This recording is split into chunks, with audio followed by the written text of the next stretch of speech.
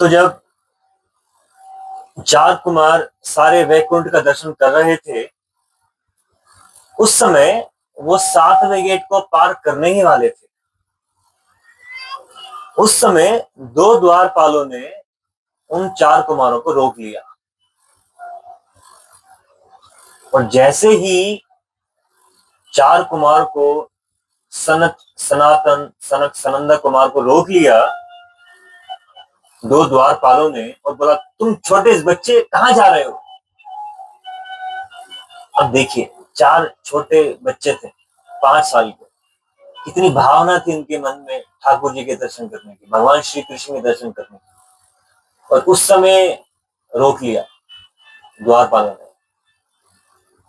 इतनी मन में उत्कंठा थी चार कुमारों के कि किसी प्रकार भगवान श्री कृष्ण के दर्शन मिले। इतनी दलाइट था मन में, इतना लालसा थी इनके मन में। लेकिन द्वारपालों ने तो जैसे ही द्वारपालों ने रोका, उनके मन में बहुत गुस्सा आ गया। ये द्वंद तो भौतिक जगत में होते हैं, इस वैकुंठ में मैंने द्वंद नहीं देखे हैं। अच्छा बुरा, छोटा बड़ा, और भक्ति की तो भावना होती है भगवान के पास जाने के लिए। तुम कैसे मुझे भगवान के पास जाने से रोक सकते हो? तुम यहाँ पे रहने के लायक ही नहीं। तो उस समय चार कुमार ने गुस्सा होकर उन दोनों द्वारपालों को श्राप दे दिया। और क्या श्राप दिया? श्राप दिया इस भौतिक जगत में जन्म लेने का। बहुत गहन बात है ये कि उन द्वारपालों का नाम जय विजय था, उनको श्राप मिला इस भौतिक जगत में आने का। इसका मतलब हम भी वैकुंठ में थे, हमारी आत्मा भी वैकुंठ में थी, और हमारा वहां से श्राप मिलने की वजह से पतन हो गया। तो हम हैं पतित जीव, गिरे हुए जीव, बद्ध जीव, जो बंधे हुए हैं इस माया के जंजाल में। हमारा असली घर ये नहीं है। हमारा असली घर कहाँ है? जहां पर भगवान रहते हैं, भगवान स्वयं राज्य करते हैं, रहते हैं वहां पर वैकुंठ में।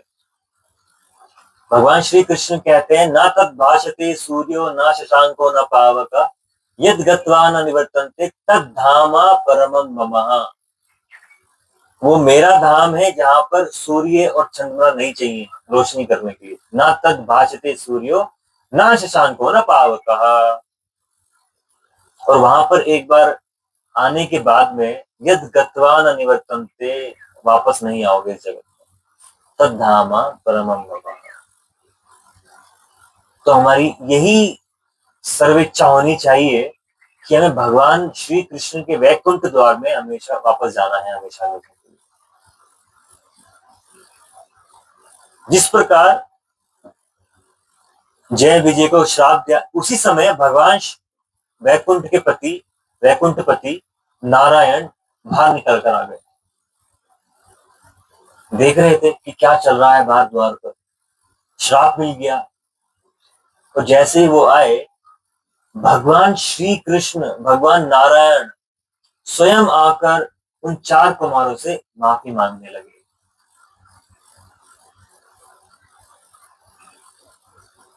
कि ये मेरे द्वारपाल थे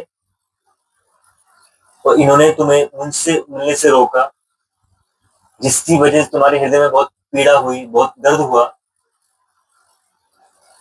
मैं उसको रिस्पॉन्सिबिलिटी लेता हूं, मैं माफी मांगता हूं।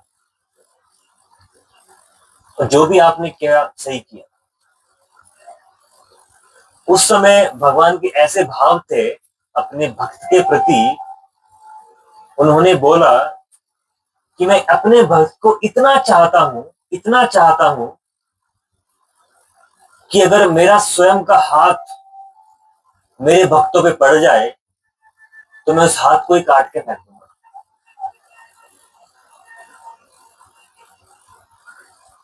क्या बोले नारायण? अगर मेरा खुद का हाथ मेरे भक्तों के ऊपर पड़ जाए तो मैं वो हाथ काट के फेंक दूंगा। कितना प्रेम है भगवान के हृदय में अपने भक्तों के लिए। कितना प्रेम था नारायण के हृदय में उन 4 कुमारों के लिए।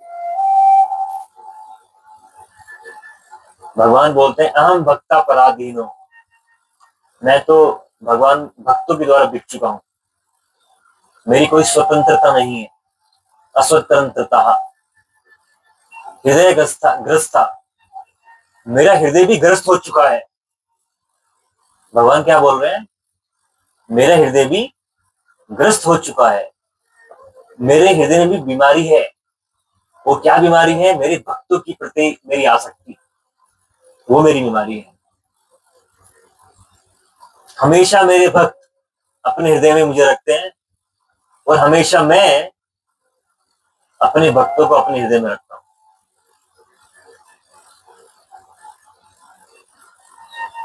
अगर हम भगवान श्री कृष्ण की सेवा के लिए एक भी कुछ भी तपस्या करते हैं, कुछ भी दर्द लेते हैं, कुछ भी स्ट्रगल करते हैं, भगवान श्री कृष्ण उसको देखते हैं।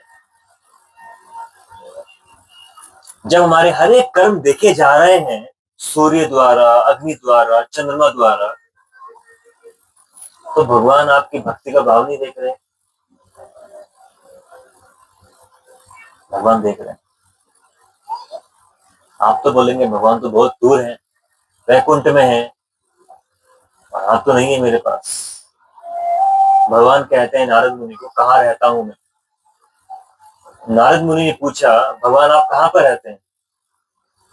भगवान ने बोला ना अहम वैकुंठ तिष्ठन्ति ना योगी हृदयेषु वा यत गायन्ति मत् भक्ता तत्रा तिष्ठन्ति नारदा। ना अहम वैकुंठे तिष्ठन्ति, कि मैं वैकुंठ में नहीं रहता। तो भगवान कहाँ रहते हो आप? वैकुंठ में नहीं रहते तो कहाँ रहते हो? ना योगी हृदयेषु वा, योगी के हृदय में भी नहीं रहते आप।